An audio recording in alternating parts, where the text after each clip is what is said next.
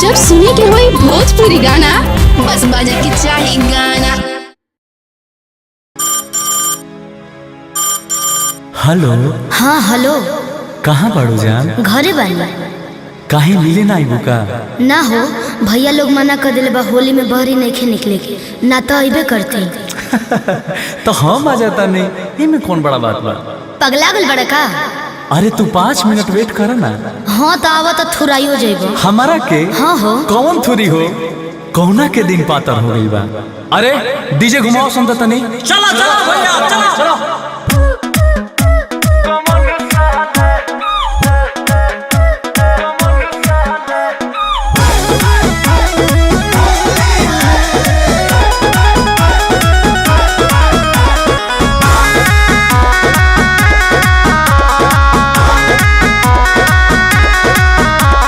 DJ बजावा सकर सहाला, दिलवा में भरल बा होली के रंग, फगुआ मनाइबे अपना लवर के संग। बोल हाय रे चिव चिव। डीजे बजावा सकर सहाला, चलो तो चले के मालिक के मोहल्ला, देखता नी बोलता कमन साला, देखता नी बोलता कमन साला, अरे देखता नी बोलता कमन साला।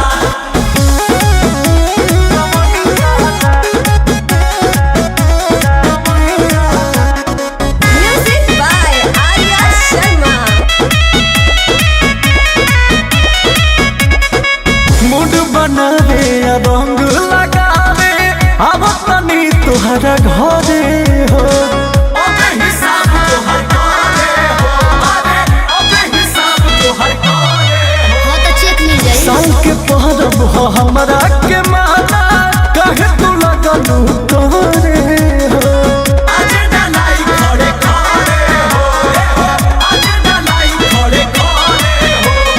खोल दसरम वाला सब तहला, जानू हो हमरा ना बा कोनो डर, अब तनी होली में लूटे लहर। बोला हाय रे खोल दसरम वाला सब तहला, रंगा बाबा तोहरे पसंद रहला, देखो तनी बोलता कमन साला, देखो तनी बोलता कमन साला, अरे देखो तनी बोलता कमन साला, देखो तनी बोलता कमन साला, कमन साला।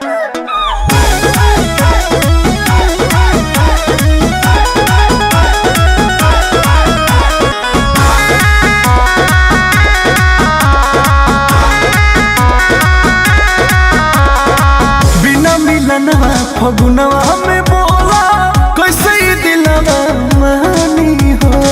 फीलिंग के लाना पहचानी हो, फीलिंग के लाना पहचानी हो। अंकुश गर्दा से होली खेले में जनी करो या न कहानी हो। आजा बहरिए राजा के रानी हो, आजा बहरिए राजा के रानी हो।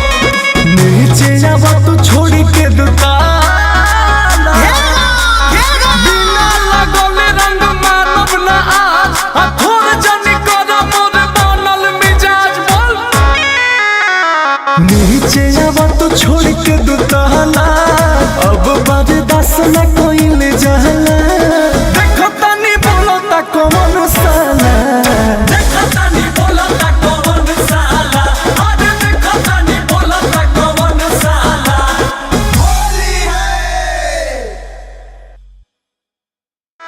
डीजे बजावा सकर सहाला, चलो तो चले के मालिक